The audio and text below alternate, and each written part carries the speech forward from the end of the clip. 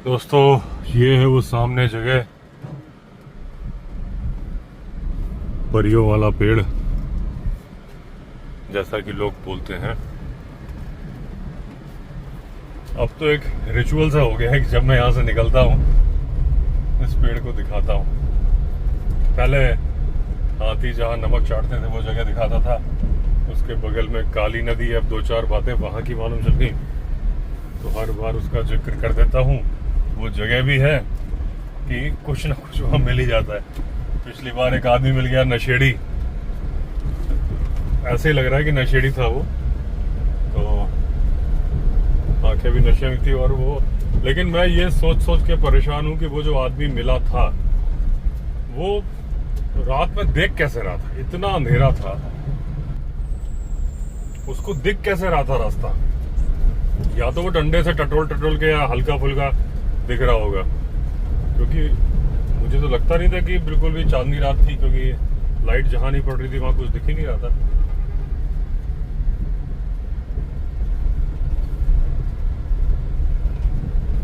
तो जो भी हो, क्योंकि इतनी बातें सुनी थी इसलिए दिमाग में यही आया भैया कि कहीं ये भूत तो नहीं है।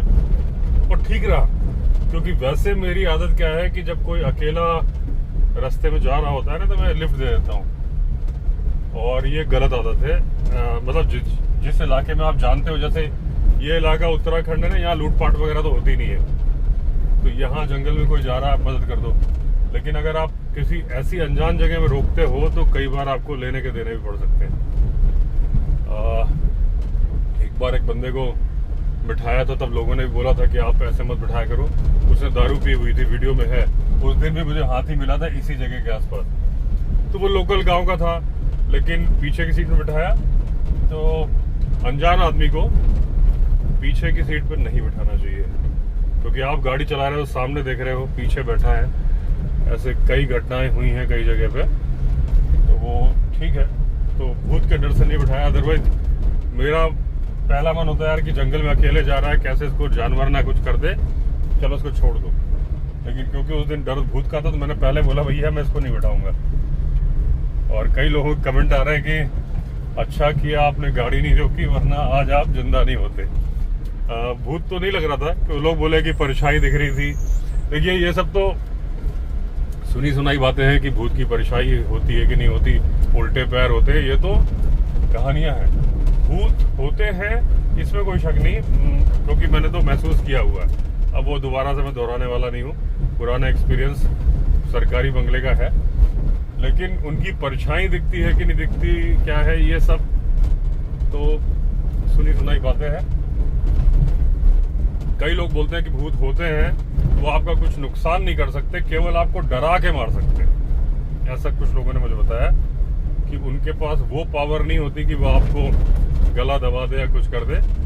आपका हार्ट अटैक या हार्ट फेल करा सकते हैं वो, तो अगर आप डरोगे नहीं तो वो आपका कुछ नहीं बिगाड़ सकते। ये वही जगह आ गई, सामने कटी घाटी है और वहीं काली नदी है। जो सबसे फर्स्ट पार्ट है वो काली नदी है, वहां से ऊपर से एक नदी आती है और एकदम काली मिट्टी है वहां पे, और उसके बाद ये पूरी कटी हुई घाटी है। ये रॉक सॉल्ट हैं, इन रॉक से सॉल्ट निकलता है और हाथी इनको चाटने आते हैं। डियर तो खाते ही हैं, घोराल वगैरह। और वो आदमी मुझे वहां कहीं मिला था, वो जो पेड़ है ना, सूखे पेड़, वहां मिला था सामने उस दिन। तो गर्मी के मौसम में, मतलब देखिए अभी मई का महीना चल रहा है और जून के बाद हाथियों का डर खत्म हो जाएगा। जुलाई ऑनवर्ड्स पानी आ जाएगा और हाथी बिल्कुल नहीं रहेंगे यहाँ पे। हाथी आते हैं पानी पीने, क्योंकि ऊपर पानी नहीं है, यहाँ पानी है। उसके बाद जब बारिश होती है तो ऊपर भी पानी होता है, पानी यहाँ भी है। लेकिन हाथी इस जगह क्यों छोड़ देते हैं, क्योंकि यहाँ पे उन्हें मक्खियाँ काटती हैं। हाथियों की स्किन बहुत ज़्यादा सेंसिटिव होती है और एक मच्छर भी उसे काट सकता है, मैंने आपको बताया, मक्खियाँ उसे काटती हैं, और इसलिए वो पानी से, नदी से ऊपर चला जाता है। तो जंगल में मक्खियाँ कम काटती हैं उसको, पानी के पास वाली जो मक्खियाँ होती हैं। और स्किन का दोस्तों ऐसा होता है, देखिए कि हमारे यहाँ तो हाथी पानी के लिए ऑलमोस्ट परेशान नहीं होते। हमारे यहाँ मतलब इंडिया में, इंडिया, श्रीलंका, इस सब जगह जो होते हैं। अफ्रीका में हाथी पानी को लेके बहुत परेशान होते हैं। कहने के लिए नील नदी बह रही है, वो आपको मारा नदी बह रही है, लेकिन बीच बीच में बहुत लंबे लंबे इलाके हैं जहाँ कोई नदी नहीं है और तालाब होते हैं वो भी सूख जाते हैं। और बात केवल पानी की नहीं है, बात है खाने की। बड़े बड़े ग्रासलैंड्स हैं, उनके बीच में एक आध कोई पेड़ होता है, ग्रासलैंड भी सूख जाते हैं। तो हाथियों को खाना खाने के लिए लंबे लंबे माइग्रेशन करने पड़ते हैं, बहुत भूखे प्यासे, भूखे भी और प्यासे भी। इंडिया में माइग्रेशन करते हैं नेपाल से यहाँ, लेकिन वो पानी के लिए नहीं करते, खाने के लिए ऐसा करते हैं कि अगर वो नहीं करेंगे माइग्रेशन तो वो खाना खत्म हो जाएगा, इसलिए करते हैं। मजबूरी में नहीं करते, वो पूरे रास्ते उनको पानी मिलता रहता है। इंडिया में आप देख रहे हो कि ये जंगल हमेशा हरे होते हैं। अब जो सबसे ड्राई मंथ है उसमें भी देखिए जंगल पूरा ग्रीन है। तो हाथियों के खाने की कमी नहीं है। अफ्रीका में गर्मी के दिनों में जंगल एकदम सूख जाते हैं, जो बारिश में लहलाते हैं। तो जैसे उस दिन मैं वीडियो बना रहा था, जब वो आदमी मिला तो मैं बता रहा था कि सुंदरबन के टाइगर्स ने कैसे अपने आप को अडेप्ट कर लिया, सुंदरबन के प्लांट्स ने कैसे अडेप्ट कर लिया कि उनकी पत्तियों से एक्स्ट्रा नमक निकाल देते हैं, एरियल रूट्स हवा खींच लेती हैं। और एक बात और बताना मैं उस दिन भूल गया था, क्योंकि भूत मिल गया था दिमाग में से बातें निकल गई थी। तो उनकी जो सुंदरबन के जो सुंदरी प्लांट्स होते हैं ना, जिनके नाम पे सुंदरबन रखा गया है, वो उनके ऊपर एक पतली सी फिल्म चढ़ी होती है, एक प्रोटीन की लेयर होती है, जिससे वो खारा पानी उनका नुकसान नहीं कर पाता। तो ये है एडेप्टेशन उनका। हाथियों का एडेप्टेशन क्या है अफ्रीका में, कि अगर आप अफ्रीकन एलिफेंट और एशियन एलिफेंट को देखोगे तो स्किन में देखोगे कि अफ्रीकन एलिफेंट के बड़ी बड़ी रिंकल्स हैं। अब स्किन की बात मक्खियों से आई तो मुझे ध्यान आई, तो वो जो रिंकल्स है क्यों है, वो भी इसलिए है कि जब हाथी अपने ऊपर पानी डालता है ना, तो वो उस नमी उस रिंकल में फंस जाती है और उसके स्किन को काफी देर तक ठंडा करती है, जो कि एशियन एलिफेंट में नहीं। एशियन एलिफेंट की स्किन सूख जाएगी, अफ्रीकन की नहीं सूखेगी। एक तरह से बड़ी बड़ी दरारें हैं, उनके बीच में नमी रुक जाती है, हवा जाती नहीं है, बहुत कम जाती है। तो इस तरह से एडेप्टेशन है उनका। हालांकि उनका साइज बड़ा है उनका, लेकिन उनका स्ट्रगल भी बहुत बड़ा है जो अफ्रीकन हाथी है। और उनको मारने के लिए लायन भी है वहाँ पे, जो अगर कई सारे 10-20 लायन एक हाथी पे कूद जाते हैं तो हाथी को मार देते हैं, अगर हाथी हर्ड से अलग है तो। और टस्कर तो आपको मालूम है कि अलग ही घूमते हैं। तो यहाँ एशियाटिक एलिफेंट जो है, एशियन एलिफेंट जो है,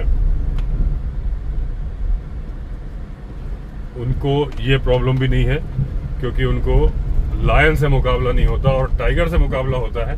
तो टाइगर झुंड में नहीं रहते और अकेला टाइगर नहीं मार पाता। टाइगर हमेशा हाथी से डरता है, अगर हाथी बड़े साइज का है। अगर हाथी बच्चा है तो टाइगर मार देता है। या फिर 2 टाइगर है, कभी जिम कॉर्बेट के टाइम पर ही ये घटना हुई थी कि 2 टाइगर एक हाथी से लड़ रहे थे। वो केस अलग है, लेकिन रेगुलर वे में वहां तो रेगुलर होता है कि हाथी अकेला दिखा, लायन उसके ऊपर एक साथ, कोई आगे से कोई पीछे से चिपक जाता है। अभी 2:30 बजा है और मुझे 2 वीडियो अपलोड करने हैं और एक स्टोरी वाला वीडियो अपलोड हो चुका है, वो वहाँ बैठ के उसको पब्लिश कर दूंगा। वो तो मैं अपने रिजॉर्ट से भी कर सकता हूँ रात को। स्टोरी वाले वीडियो तो रिजॉर्ट से पब्लिश हो जाते हैं, अपलोड हो जाते हैं, क्योंकि मैंने कई बार बताया कि वो 4K में नहीं होते और ये अल्ट्रा HD में होते हैं। तब से ऋषिकेश जाके ही अपलोड होते हैं, रिजॉर्ट से नहीं होते। OnePlus वाले तो हो जाते थे। अभी ऋषिकेश जाता हूँ, वापसी में मिलता हूँ आपको दूसरे वीडियो में, क्योंकि ये वीडियो जो आज 2 वीडियो अपलोड होने हैं उन्हीं में से एक में आएगा। उधर 2 रैबिट हैं और ये एक मुर्गा या मुर्गी जो भी है, ये भी आ गया। ये परमानेंट नहीं है, ये इमरजेंसी के लिए है, क्योंकि अचानक से कभी चिकन की कमी पड़ जाती है, उसके लिए है। इसको पिंजरे में रखना पड़ता है, खुला छोड़ नहीं सकते, क्योंकि ये जो ब्रॉयलर होते हैं ना, ये चलने फिरने लायक नहीं होते। अगर इसको छोड़ दो तो कोई जानवर बिल्ली बिल्ली पकड़ने भी आएगी तो ये भाग नहीं सकती, इतना ही भाग सकती है, इतने में ही थक जाते हैं ये। इधर देखिए ये आम लगे हैं, जो बड़ा वाला पेड़ है उसमें काफ़ी सारे हैं, और इनमें भी थोड़े बहुत हैं, क्योंकि लास्ट ईयर इस वाले देखिए इस वाले पेड़ में तो एक भी नहीं, क्योंकि लास्ट ईयर इसमें आए थे। उसके बगल वाले में कुछ हैं, ज़्यादा नहीं है। ये हैं, ये पेड़ सब मेरे लगाए हुए हैं, और वो तो शुरू से ही था। हमारे शमशेर जी बोल रहे थे 250 के आसपास कटहल आएंगे, आया सिर्फ एक। ये देखिए, मुझे तो एक ही दिख रहा है, बाकी दिख नहीं रहा है। लास्ट ईयर तो 5 निकले थे, इस बार तो मतलब छोटे कटहल बहुत सारे थे, लेकिन सब में कीड़ा लग गया और गिर गए। ये जो पड़े हैं ना सब वही होंगे, नहीं ये तो कुछ पत्तियां हैं। ऊपर अगर कहीं हो तो पता नहीं, दिख नहीं रहा फिलहाल मुझे तो एक ही दिख रहा है, लेकिन कोई बात नहीं, इसकी सब्जी खाऊंगा। नाशपाती भी लग चुकी हैं। अब मैं टाइमली इनको खा लूँगा, क्योंकि ये देखिए नाशपाती लगी ना, वहाँ जो प्लम लगा था मुझे एक भी चखने को नहीं मिला। अब ये गलती मैं नाशपाती में नहीं करूँगा।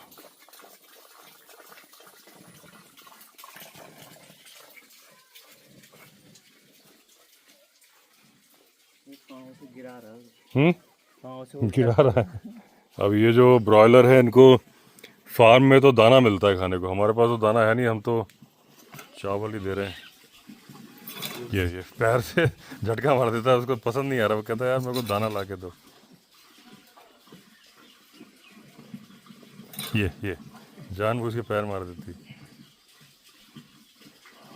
पानी भी रख दिया उसके लिए यहाँ पे। ये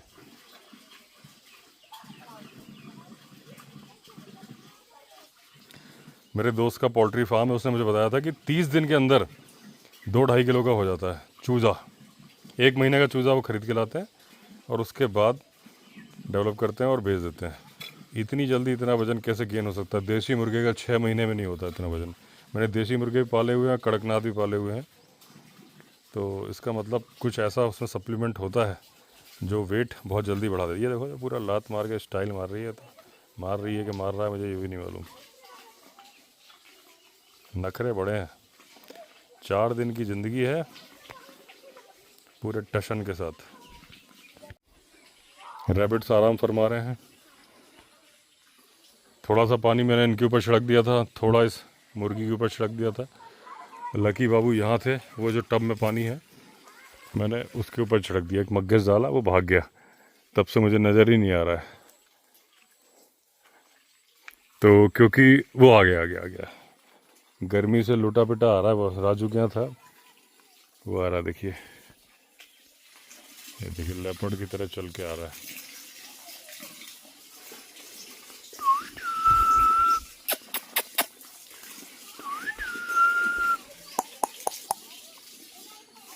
अरे पेड़ को तो हो गया जिंदा है, जिंदा हो गया। सही है, मुझे लग रहा था जिंदा हो गया। ये आ गए लकी बाबू। गर्मी लग रही, पानी डालता हूँ तुम भाग जाते हो। नहला दिया मैंने उसको। नहला दिया? कब नहलाया? थोड़ी देर पहले। अच्छा अभी नहलाया। अच्छा तो भूरी ने भी नहला दिया पकड़ के, तो भी ठीक है। फिर भी जीभ इतनी बाहर निकाली हुई है ना।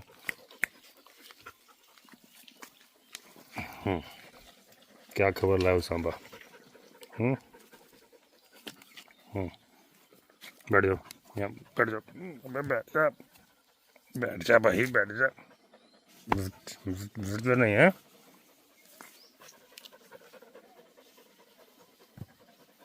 गर्मी लग रही है।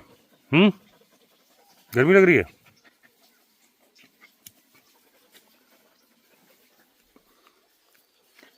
ये जो मैं जाते वक्त नींबू का पेड़ लगा के गया था, ये हरा है, मतलब बच गया। अब नए नए उसमें पत्ते, कोपल फूट रही हैं उसमें।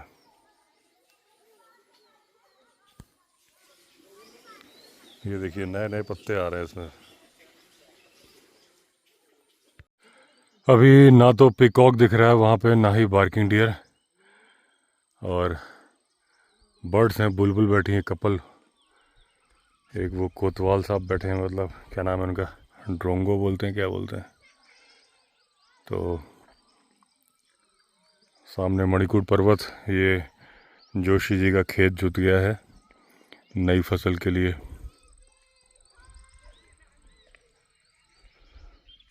और इस तरह से खेत जोत के छोड़ देने से क्या होता है, इसके अंदर ज़मीन में ऑक्सीजन घुस जाती है। ये जनरेटर क्यों ऑन किया है इन्होंने? अच्छा, वो मैंगो पना बनाने के लिए बोला था मैंने, लाइट अभी गई थी तो उसके लिए शायद किया है। वहाँ बच्चे खेल रहे हैं, कई लोग आने से डरते हैं कि देखो जंगल है। अब ये गांव के बच्चे हैं, नीचे खेल रहे हैं।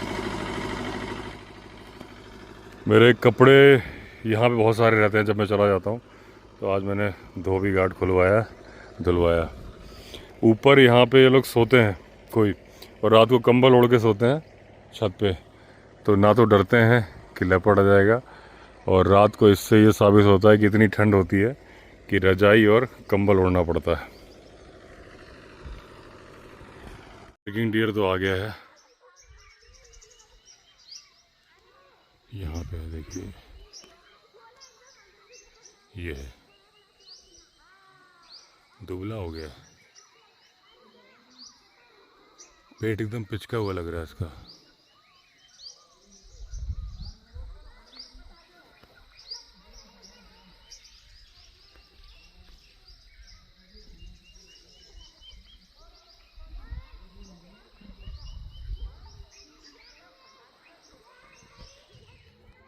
इसका साथी भी यहीं कहीं होगा दूसरा।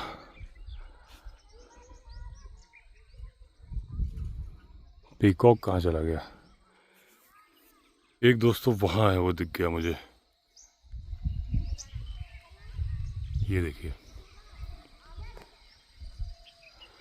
जंगल में जानवर देखना हो आपको ना, अगर देखिए आप बिल्कुल सराउंडिंग्स में ऐसे दिख नहीं सकता, आप हल्की हल्की आंखों से जब स्कैन करते हो ना, तो हल्के से कान हिलते हैं, कुछ हिलते हैं, तो आपका ध्यान वहाँ चला जाता है। ऐसे ही मैंने स्कैन करके फाटो में टाइग्रेस का पता लगाया था, बिल्कुल झाड़ी के अंदर थी। कैमरा तो मैंने बाद में चालू किया, उसके पहले देख लिया था, लाल लाल कुछ झाड़ी के अंदर हिल रहा था। ऐसे ही जब मैं इसको ढूंढ रहा था, तो जहाँ पे ये है ना, ढूंढना बड़ा मुश्किल है। आप देखो बिल्कुल उसी कलर के पेड़ पौधे हैं, और अभी बांस के पीछे देखिए दिख नहीं रहा, लेकिन अगर आप इस टेक्निक से देखोगे, ये देखिए, आप स्कैन करते हो तो कुछ हिलता हुआ दिख जाता है। ये देखिए, आप पूरा दिख रहा है आपको। इसका भी पेट थोड़ा सा पिचका हुआ है, गर्मियों में हो जाता होगा। एक वहाँ है, एक यहाँ है, दो ही होते हैं ये शमशेर जी आम का पना बना के ले आए हैं। ये इसका स्वाद देखना सर, आपकी दूसरी तरह बनाए उन्होंने बताया। अच्छा, नमक थोड़ा ज़्यादा हो गया, ज़्यादा हो गया। दोस्तों सुबह हो गई। कल शाम को पिकॉक नहीं दिखा था, लेकिन सुबह वापस आ गया है। गर्दन दिखा रहा है यहाँ से, ये गर्दन दिख रही है इसकी।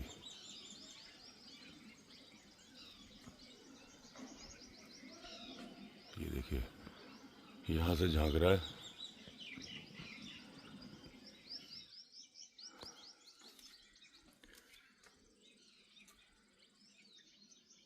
लकी बाबू यहाँ सो रहे हैं अभी।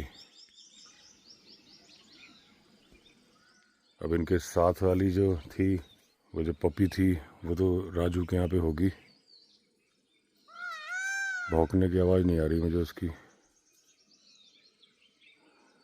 वो कल से दिखी भी नहीं है। ये देखिए, ये नज़ारा सुबह का। ये शहतूत के पेड़ बहुत बड़े हो गए, पहले ये पूरा यहाँ से क्लियर दिखता था, बड़े हो गए। थोड़ा कटवा दूंगा इनको, व्यू रुक रहा है इनसे।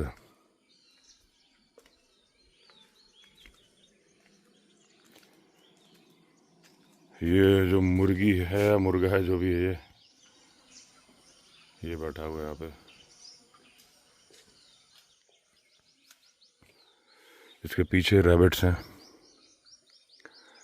मैं ढूंढ रहा हूँ कोई बर्ड। एक वो बैठी है सामने, पता नहीं कौन सी है।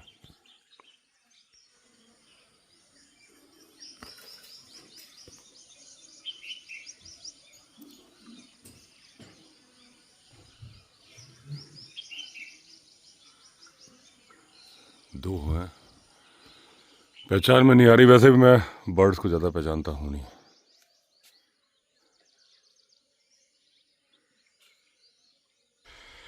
आज दोस्तों ऋषिकेश जाऊंगा वीडियो अपलोड करने। वीडियो बना हुआ है लेकिन रात को अपलोड हो नहीं पाया, और बीच में इतने दिन से वीडियो नहीं आया। तो एक्चुअली मैं दिल्ली में भी था, मतलब दिल्ली NCR इंदिरापुरम, भोपाल भी गया था।